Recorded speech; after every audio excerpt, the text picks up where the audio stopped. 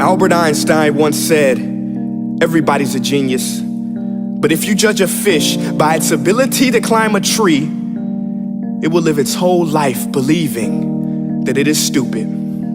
Ladies and gentlemen of the jury, today on trial we have modern day schooling. Glad you could come. Not only does he make fish climb trees, but also makes them climb down and do a 10-mile run. Tell me, school, are you proud of the things you've done? Turning millions of people into robots, do you find that fun? Do you realize how many kids relate to that fish swimming upstream in class, never finding their gifts, thinking they are stupid, believing they are useless? Well, the time has come, no more excuses. I call school to the stand and accuse him of killing creativity, individuality, and being intellectually abusive.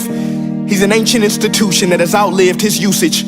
So, Your Honor, this concludes my opening statement, and if I may present the evidence of my case, I will prove it. Proceed. Exhibit A. Here's a modern day phone. Recognize it? Here's a phone from 150 years ago. Big difference, right?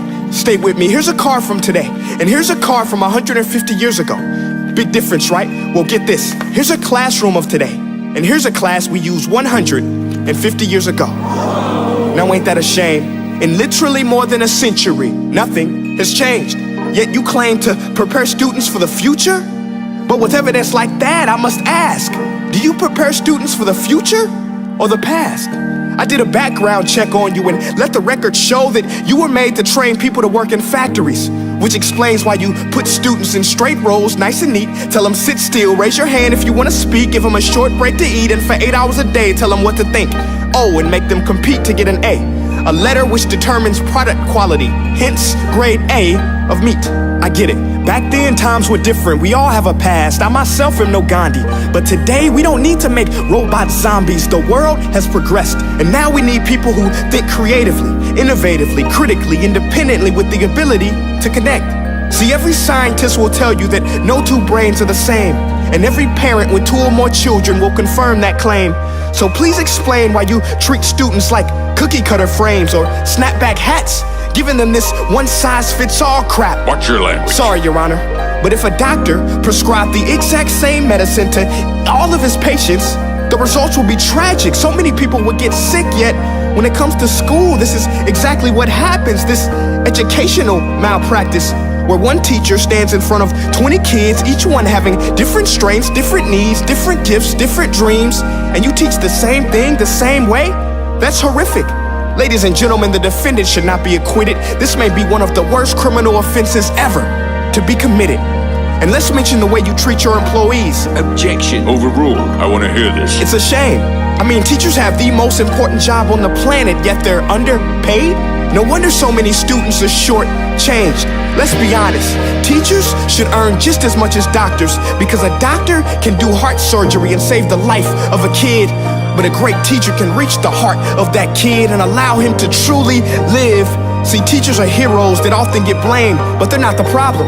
They work in a system without many options or rights. Curriculums are created by policymakers, most of which have never taught a day in their life. Just obsessed with standardized tests. They think bubbling in a multiple choice question will determine success. That's outlandish. In fact, these tests are too crude to be used and should be abandoned, but don't take my word for it. Take Frederick J. Kelly, the man who invented standardized testing, who said, and I quote, "These tests are too crude to be used and should be abandoned." Ladies and gentlemen of the jury, if we continue down this road, the results will be lethal. I don't have much faith in school, but I do have faith in people.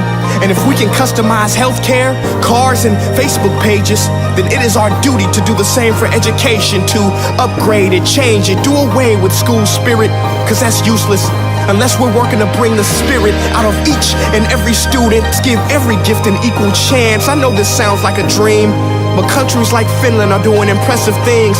They have shorter school days, teachers make a decent wage, homework is non-existent, and they focus on collaboration instead of competition. But here's the kicker, boys and girls, their educational system outperforms every other country in the world. Other places like Singapore are succeeding rapidly. Schools like Montessori, programs like Khan Academy, there is no single solution. But let's get moving, because while students may be 20% of our population, they are 100% of our future. So let's attend to their dreams, and there's no telling what we can achieve. This is a world in which I believe, a world where fish are no longer forced to climb trees. I'll rest my case.